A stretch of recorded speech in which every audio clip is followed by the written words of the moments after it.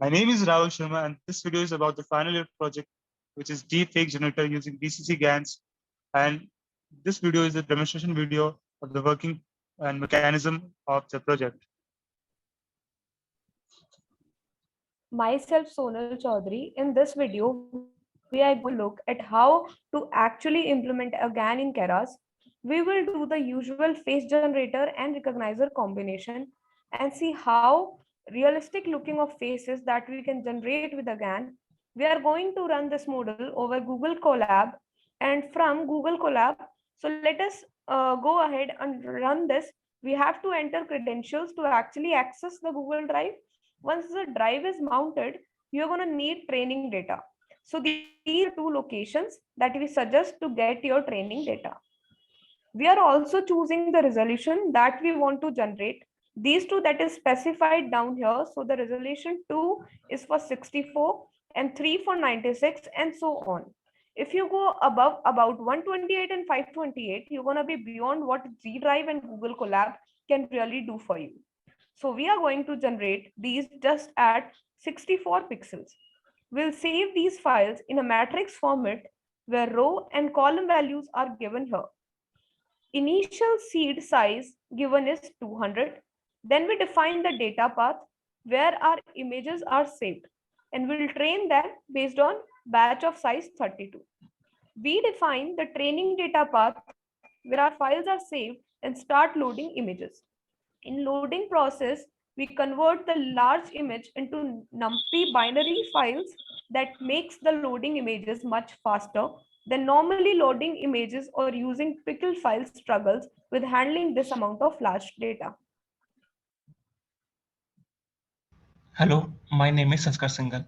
Now we are wrapping this all up in a model here, but before we use nothing but sequence. Sequence is great for most of the neural network that we are going to create, but we will need to use the model, which is the functional API in Keras. So this basically sets up the sequence just like we did before, but this allow us to tie the input out to generate images. So we are creating the generated image that is going to come from that input seed, the region that we have got to use the model. All of this we could have done just with since once alone, but we are going to actually share parts of this model, and we will make another model discriminator pretty similar to it is good to add some of these neural network on the final layers.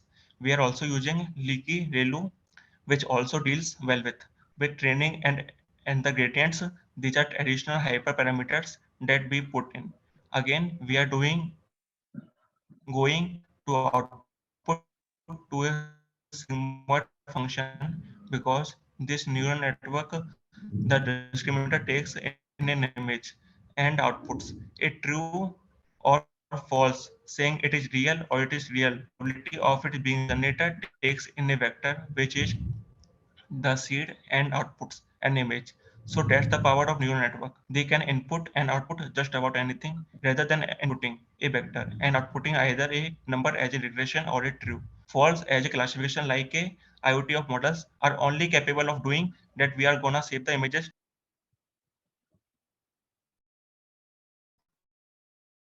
So this is the power of neural network. They can input and output just about anything rather than inputting a vector and outputting either a number as a regression or a true. We're going to use the Adam optimizers.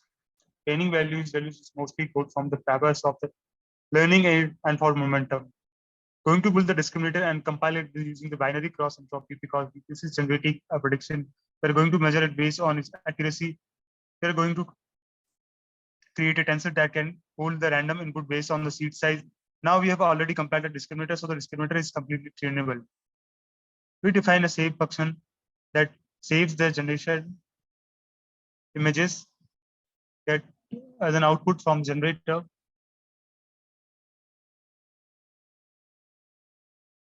We initialize the generator and discriminator part and insert the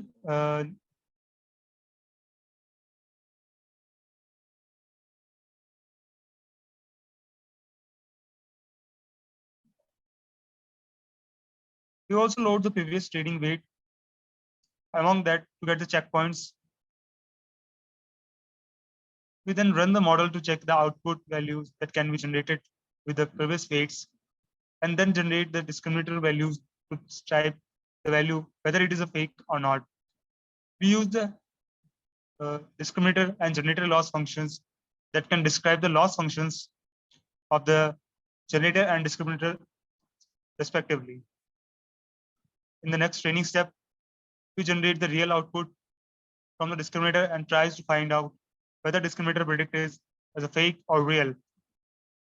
We do same with the generator loss and discriminator loss to find out which is working fine and better. Later on, we define some necessary functions to compile and load the previous values and save the new values on process, and we start training the model. Once the training is completed, we can check out the output that are generated from the generator. And as we can see, by the time as the training is improved, model is generating pretty much of clear images that are the phrases are clearly more recognizable than the one we have generated initially. So thank you so much. This was the project that we have used to generate the human face images with the help of deep convolution neural networks or DCGANs.